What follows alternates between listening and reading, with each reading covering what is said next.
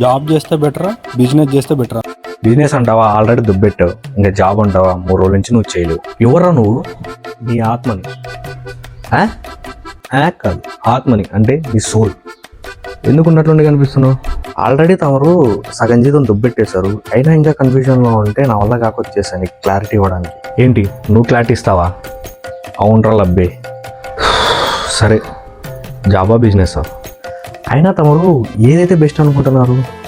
According to the science and technology future is A, so there is no future in IT. అంటే ఇప్పుడు చేస్తున్న వాళ్ళంతా పిచ్చోళ్ళరా, ఎర్రి? నువ్వు నాకు సపోర్టా లేకపోతే బయట వాళ్ళకి సపోర్టా? సరే నీకే సపోర్ట్ లేరా? అయినా ఒక విషయం చెప్పు, నువ్వు ఏ రోజు జాబ్ చేసావంటరా? ఒకవేళ జాబ్ చేసావనుకో, మా అయితే 3 రోజులు లేదా 3 రోజులకి వాళ్ళే పీకేస్తారు. సరే బిజినెసే చేస్తాలే. నానా, నువ్వు బిజినెస్ చేసావంటే లాసు తప్ప ఏమీ ఉండదు.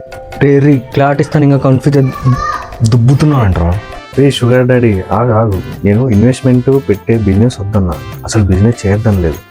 తిక్కపు ఇన్వెస్ట్మెంట్ లేకుండా బిజినెస్ ఎక్కడన్నా ఉంటుందరా? ఎందుకు లేరా, ఉన్నాయరా. లైక్ సర్వీసెస్, సీసీటీవీ కానీ, ఎలక్ట్రికల్ కానీ, ఎలక్ట్రానిక్ సర్వీసెస్ కానీ. బేసిక్గా నీకు గుద్దపరం నాకు తెలుసు. సో ఏమన్నా ఒక ఇద్దరిని హైర్ చేసుకో. తెలిసిన వాళ్ళ ద్వారా నుంచి చిన్నగా స్టార్ట్ చేసి step by step. And social media కూడా వచ్చింది కాబట్టి, సో సోషల్ మీడియాలో వర్క్ని ప్రమోట్ చేసుకుంటూ డెవలప్ చేసుకో.